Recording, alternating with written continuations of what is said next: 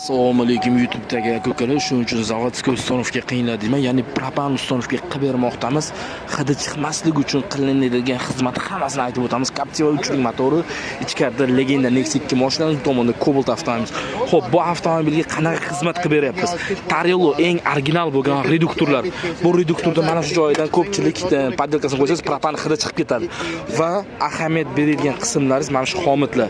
Qaytarib o'tamiz. Har bitta detalini bizga ustonovga kelgan vaqtida ochiq oyda aytamiz. Mana original xomutlar bu обязательный shart, chunki propanni hidi chiqmas. Mana Xitoy bo'ladigan bo'lsa, bu chiqarib olishi mumkin. Keyin dutka.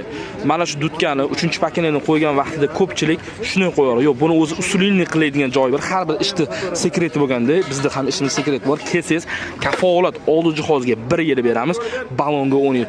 Обязательно biz обратga klapan qo'yamiz. Bu klapanni qo'ymaydigan bo'lsangiz, balondan kelgan давление прямой reduktorga keladi. Reduktorga kelgandan keyin o'sha reduktor постоянно нагрузкада turgan hisobiga propan hidi chiqadi.